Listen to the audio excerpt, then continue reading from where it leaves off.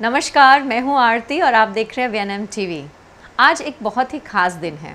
आज है 2 अप्रैल और 2 अप्रैल को हर साल सेलिब्रेट किया जाता है वर्ल्ड ऑटिज़म अवेयरनेस डे। इस दिन की शुरुआत के लिए इसका रेजोल्यूशन जो है ये पास किया गया था यूएन की जनरल असेंबली में। लेकिन क्यों हम इस दिन को सिर्फ यूएन असेंबली तक ही सीमित रखें? इस दिन पर बात करना आई थिंक हमें और हमारे सोसाइटी में ये अवेयरनेस क्रिएट करनी बहुत ज़्यादा ज़रूरी है। हम जितनी भी इसके बारे में बात करें ये कम है। हमारी नई एजुकेशन पॉलिसी जो है ये भी फोकस करती है इंक्लूजन के ऊपर। हर एक बच्चे को उसका राइट है to study, to get the education, और वो एजुकेशन सिस्टम का नॉर्मल स्कूलिंग का भाग बन सके, हमारा ये सबसे बड़ा प्रयत्न होना चाहिए। और आज इसी दिन पर बात करने के लिए हम हमारे बड़ौदा सिटी के बहुत ही पुराने और बहुत ही माने हुए एनजीओ के साथ जुड़ रहे हैं, जिसका नाम है कोशिश, a learning centre for specially abled children. पिछले 24 सालों से कोशिश अपनी कोशिश कर रहा है इन बच्चों के अंदर अवेयरनेस क्रिएट करनी, उनकी स्किल्स डेवलप करने के लिए और इन बच्चों को नॉर्मल सोसाइटी का हिस्सा बनाने का। और आज कोशिश के ही एक बहुत पुराने जो रिप्रेजेंटेटिव हैं हमारे साथ जुड़े हैं। इनका नाम है मिस काश्मीरा शेठ। काश्मीरा जी से मुलाकात करते हैं। काश्मीरा जी, आपका बहुत बहुत स्वागत है। So much. काश्मीरा जी एक स्पेशल एजुकेटर हैं और पिछले 22 सालों से इस क्षेत्र में अपना योगदान दे रही हैं और इन एंड आउट हर रोज़ इन बच्चों के साथ काम करती हैं, इन्हें नई दिशा दिखाती हैं। तो आज इन्हीं से जानेंगे जनरल बच्चों की अवेयरनेस और उनकी स्किल डेवलपमेंट के बारे में भी और ऑटिस्टिक बच्चों के बारे में भी। काश्मीरा जी, सबसे पहले आपका बहुत बहुत धन्यवाद और थैंक्स फ्रॉम वीएनएम टीवी कि हमें ये एक स्पेशल डे पर आपसे और कोशिश के बच्चों से जुड़ने का एक मौका दिया।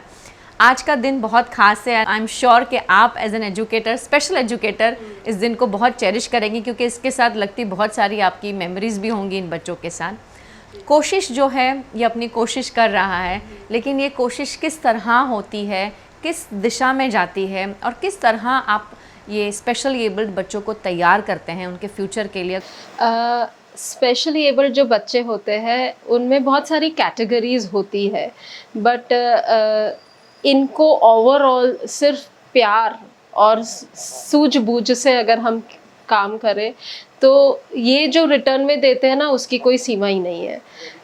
बट जैसे मेंटली रिटार्डेड है, इंटेलेक्चुअल डिसेबल जो जिन्हें कहते हैं, उनको और ऑटिज़म को कनेक्ट करें तो इनमें कोई ऐसी डिसेबिलिटी नहीं है, बट उनका स्टेट ऑफ माइंड ही ऐसा है कि वो अपने जैसा बिहेव नहीं करते हैं। उनकी एक अलग दुनिया ही है, वो अपनी दुनिया में है, बट हमको उनकी दुनिया में जाके उनको अगर हम कुछ करवाए तो ये स्काई इज़ द लिमिट, ऐसा है। तो हम सबसे पहले अगर हम काम करते हैं तो उसकी खुशी पे काम करते हैं कि बच्चा खुश होना चाहिए। उसके बाद उसके बिहेवियर पे काम करते हैं और बिहेवियर पे काम करते करते हम उसकी स्किल डेवलपमेंट करते हैं।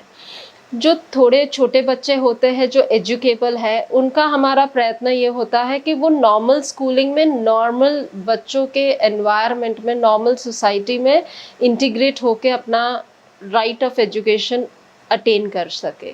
तो उनके लिए हम एजुकेशन भी करते हैं, बट बिहेवियर नॉर्मली लोगों को एक्सेप्टेड हो, ऐसा बिहेवियर सिखाने का हमारा प्रयत्न होता है।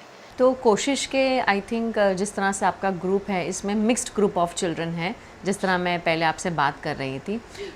तो कौन से प्रोग्राम्स होते हैं यहाँ पर रूटीन में अगर हम बात करें तो? एक आपने बताया कि स्किल डेवलपमेंट तो हम करते ही हैं और दूसरा बिहेवियर मॉडिफिकेशन के ऊपर आप काम करते हैं।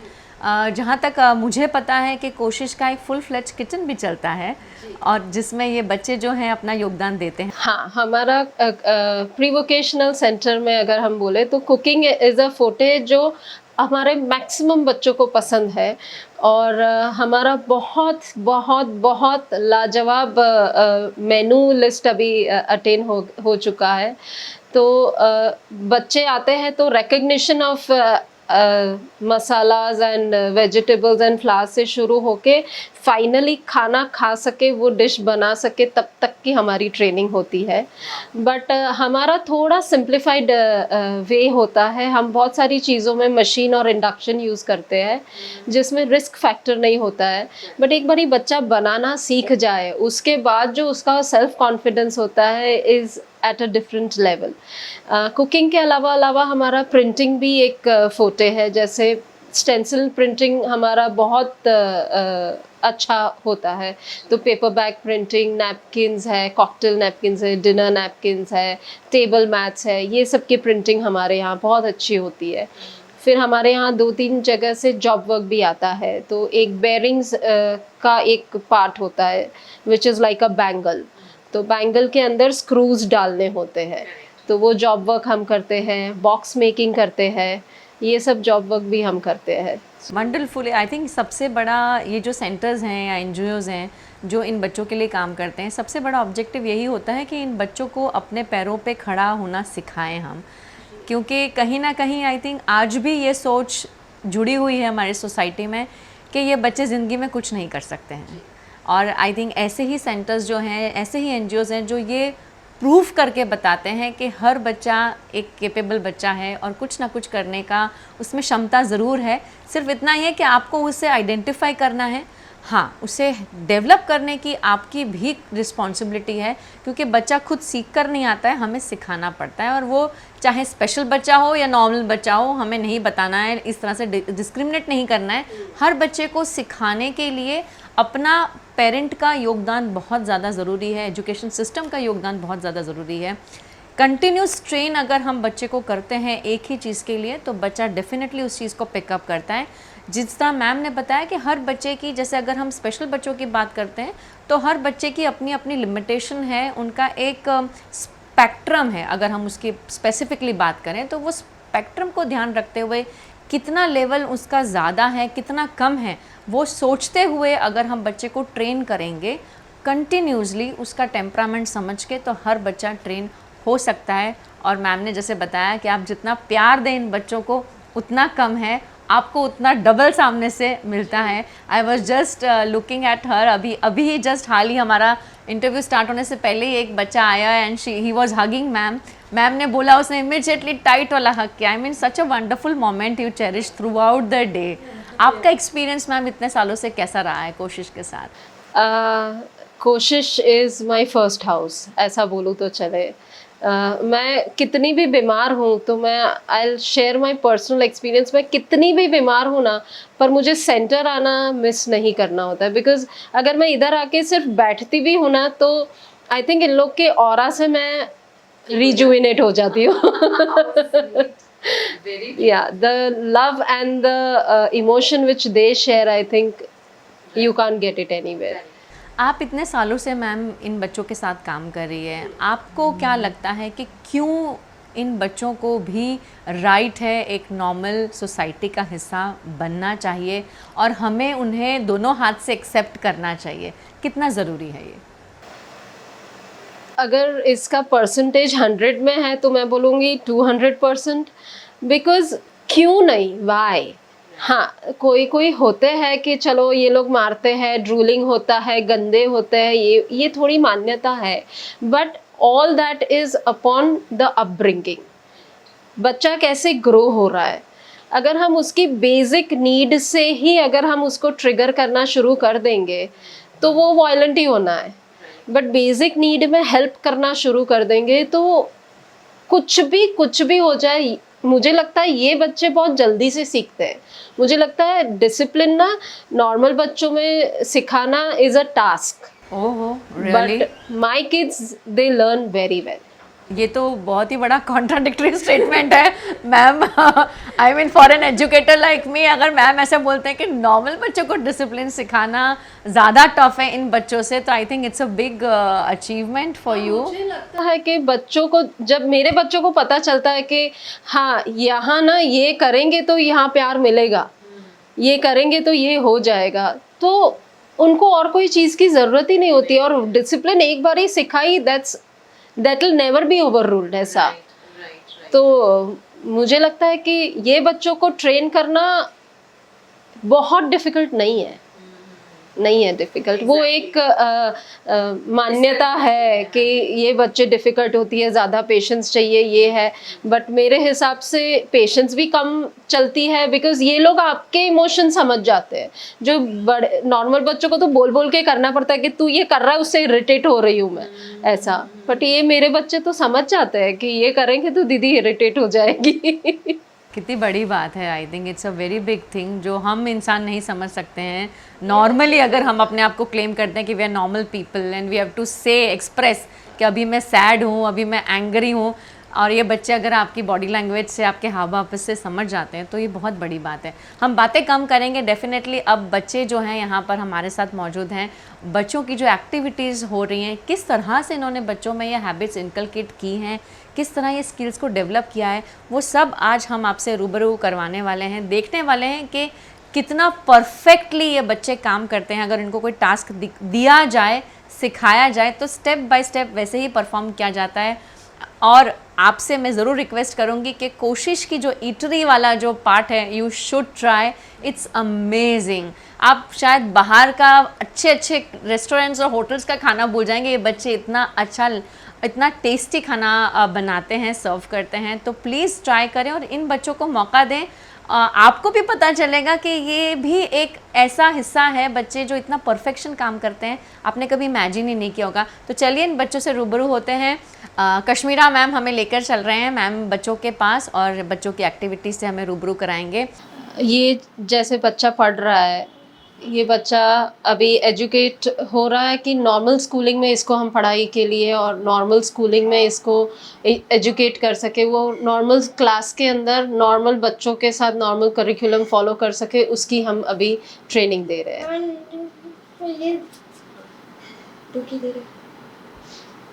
मैं अभी जैसे बता रही थी कि ये बच्चे को स्क्रैच से लेके कहाँ फुल मील तक हम ट्रेन कर सकते हैं।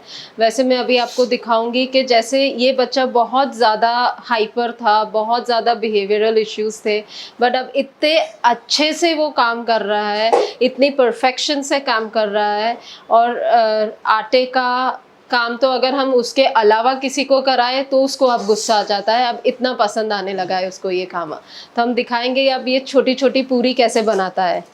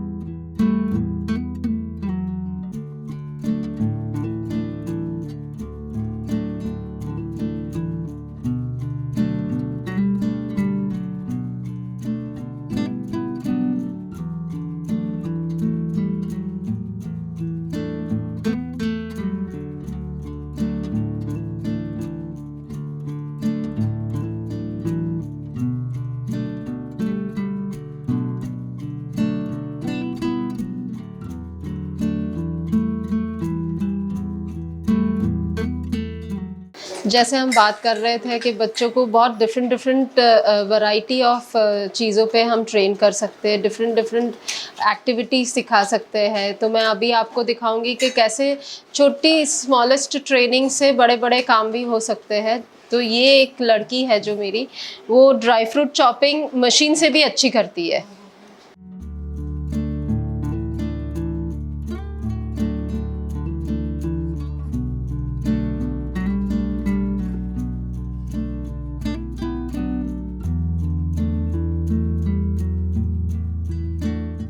ये है वो प्रिंटिंग में बहुत अच्छा है। ये कोई भी चीज़ के ऊपर ये प्रिंटिंग कर लेगा, पेपर है, क्लॉथ है, वुड है, कोई भी चीज़ पे ये प्रिंटिंग कर लेगा। और प्रिंटिंग इसकी बहुत ज़्यादा अच्छी है, बहुत ज़्यादा इंडिपेंडेंट भी है, और ये प्रिंटिंग करके खुश भी बहुत होता है। कुछ दिखा क्या किया?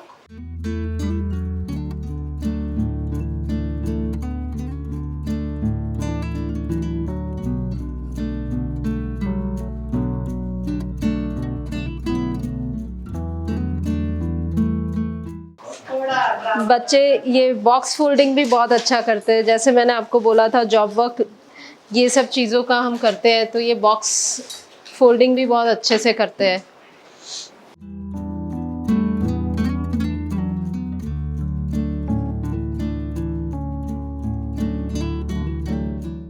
अ big thank you Kashmira ji को और पूरी कोशिश की टीम को। काश्मीरा जी ने जिस तरह से बात की हम सबके साथ, और बच्चों की जो एक्टिविटीज़ हो रही हैं वो सभी पर हमने फोकस किया, देखा कि हर बच्चा जो है कितना इंटरेस्टिंगली अपनी एक्टिविटीज़ में अपना योगदान दे रहा है। जिस तरह हर एक बच्चा कुछ भी काम करके हमारे पास आता है एक अप्रिसिएशन के लिए, इंकरेजमेंट के लिए, उस तरह ये बच्चे भी हमेशा कुछ भी कर कर अपने टीचर्स का फेस देखते हैं, और वो टीचर की एक छोटी सी स्माइल उनके लिए एक बहुत बड़ा रिवॉर्ड काम करता है कि भाई हाँ आपने बहुत अच्छा काम किया, you have done a great job. और इसी तरह हमें भी एज अ सोसाइटी इन बच्चों को अप्रिशिएट करना, इनके एफ़र्ट्स को अप्रिशिएट करना बनता है। आप भी अगर पॉसिबल हो सके तो एनजीओज़ के साथ जिस तरह कोशिश काम कर रहे हैं, वैसे बहुत सारे सैकड़ों एनजीओज़ हैं जहां इन बच्चों की स्किल्स के ऊपर काम किया जाता है। कल उठकर ये बच्चे अपने पैरों पर खुद खड़े हो सकें, अपने लिए कुछ पैसे कमा सकें, अपनी फैमिलीज़ के लिए कुछ सपोर्ट बन सकें, उसकी बहुत बड़ी रिस्पॉन्सिबिलिटी इन एनजीओज़ ने अपने कंधों पर ली है। अगर आप चाहें तो आप भी इसका पार्ट बन सकते हैं। इन बच्चों के बनाई हुई हाथों की चीज़ों का आप प्लीज़ इन्हें परचेज़ करें और इन्हें ये बताएं कि हाँ ये भी बहुत कुछ करने के केपेबल हैं। VNM TV और VNM TV किड्स का यूट्यूब चैनल है, लाइक करें, शेयर करें, सब्सक्राइब करें। इसी तरह हर हफ्ते हमारे साथ जुड़ते रहें। और आप सभी की सोसाइटी में अगर कोई भी बच्चा आपको ऐसा लगता है कि स्पेशल कैपेबिलिटीज़ के साथ है तो प्लीज़ उसे अपनी सोसाइटी का हिस्सा ज़रूर बनाएं। नमस्कार।